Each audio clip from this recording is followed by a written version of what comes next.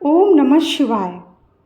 आज हम जानेंगे भगवान शिव और माता पार्वती की पुत्री के बारे में। कैसे हुआ उनका जन्म और किसके साथ उनका विवाह हुआ। तो जानने के लिए पूरा वीडियो देखिएगा।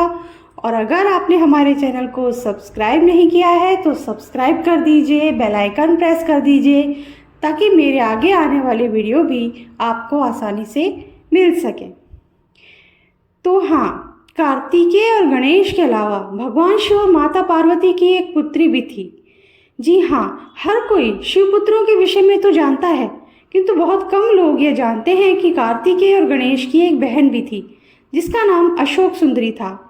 और इस बात का उल्लेख पद्म पुराण में भी किया गया है।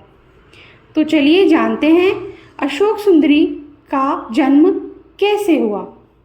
अशोक सुंदरी एक देव कन्या थी जो अत्यधिक सुंदर थी। शिव और पार्वती की इस पुत्री का वर्णन पद्म पुराण में है, जिसके अनुसार एक दिन माता पार्वती ने भगवान शिव से संसार के सबसे सुंदर उद्यान में घूमने का आग्रह किया।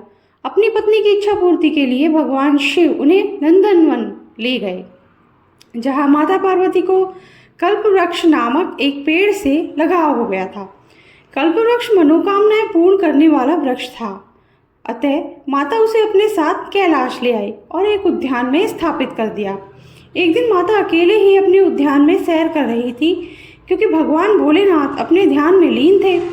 माता को अकेलापन महसूस होने लगा, इसलिए अपना अकेलापन दूर करने के लिए उन्होंने एक पुत्री की इच्छा व्यक्त की। तभी माता को कल्प वृक्ष का ध्यान आया, जिसके पश्चात वह उसके पास गई और एक पुत्री की कामना की।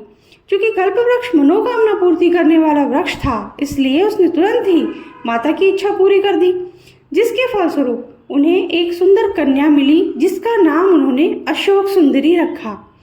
उसे सुंदरी इसलिए कहा गया क्योंकि वह बेहद ही खूबसूरत थी। माता पार्वती अपनी पुत्री को प्राप्त कर बहुत ही प्रसन्न थी, इसीलिए माता ने अशोक सुंदरी को यह वरदान दिया था कि उसका विवाह देवराज इंद्र जितने शक्तिशाली युवक से होगा। ऐसा माना जाता है कि अशोक सुंदरी का विवाह चंद्रवंशीय ययाति के पौत्र नहुष के साथ होना तय था। एक बार अशोक सुंदरी अपनी सखियों के संग नंदनवन में विचरण कर रही थी, तभी वहां हुंड नामक एक राक्षस आया। वह अशोक सुंदरी की सुंदरता से इतना मोहित हो गया कि उससे विवाह करने का प्रस्ताव रख दिया। तब अशोक सुंदरी ने उसे भविष्य में उसके पूर्व नियत विवाह के संदर्भ में बताया। यह सुनकर हुंड क्रोधित हो उठा और उसने कहा कि वह नहुष का वध करके उससे विवाह तो करेगा ही।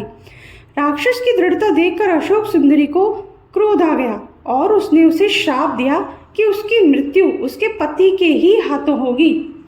तब उस दुष्ट राक्षस ने नहुष को ढूंढ निकाला और उसका अपहरण कर लिया। जिस समय हुंड ने नहुष को अगवा किया था, उस वक्त वे बालक थे। राक्षस की एक दासी ने किसी तरह राजकुमार को बचाया और ऋषि वशिष्ठ के आश्रम में ले आई, जहां उनका पालन पोषण हुआ।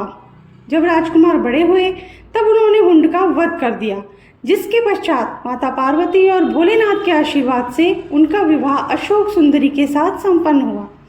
बाद में अशोक सुंदरी को ययाति जैसा वीर पुत्र और 100 रूपवान कन्याओं की प्राप्ति हुई। इसी के साथ कथा समाप्त होती है। अगर आपको हमारी कथा पसंद आई हो तो लाइक ज़रूर कर दीजिएगा। Thank you.